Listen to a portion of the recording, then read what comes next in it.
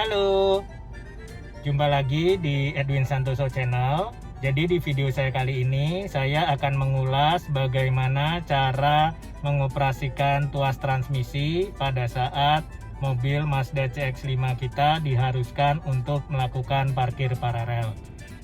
Bagaimana caranya? Simak terus video saya ya.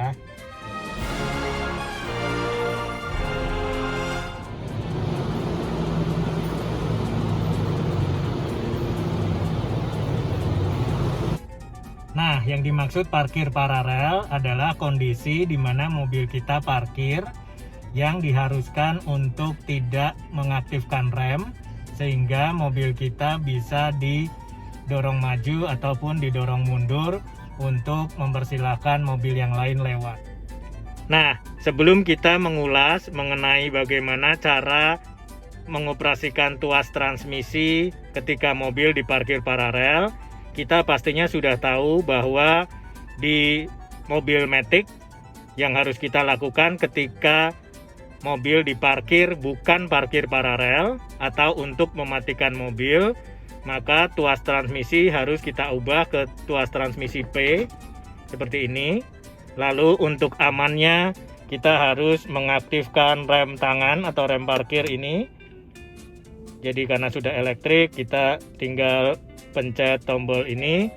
Nah, lalu baru kemudian mobil Matic bisa kita matikan dengan memencet tombol ignition ini. Nah, itu yang biasanya kita lakukan untuk memarkirkan mobil bukan parkir paralel. Nah, pertanyaannya adalah jika mobil Matic melakukan parkir paralel, lalu bagaimana kita mengoperasikan tuas transmisi ketika mobil sudah dimatikan supaya mobil itu bisa didorong maju dan didorong mundur.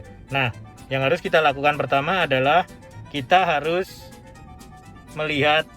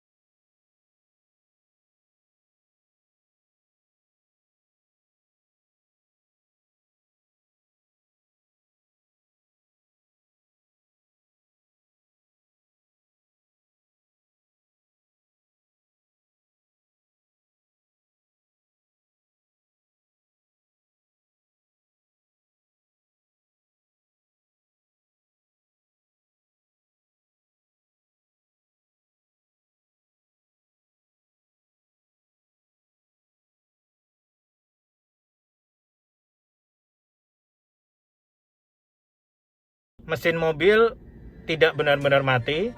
Kita lihat dia masih ada tanda merah di sini, artinya tidak benar-benar mati. Dan kita lihat Mazda Connect-nya masih nyala. Ini artinya mesin mobil masih dalam kondisi standby. Jadi ini bukan kondisi di mana mesin mobil benar-benar mati. Jadi jika kalian ingin mesin mobil dalam kondisi benar-benar mati, di mana kalian parkir paralel, namun tuas transmisi di kondisi tuas transmisi N sehingga mobil bisa didorong maju dan didorong mundur, maka yang harus kalian lakukan adalah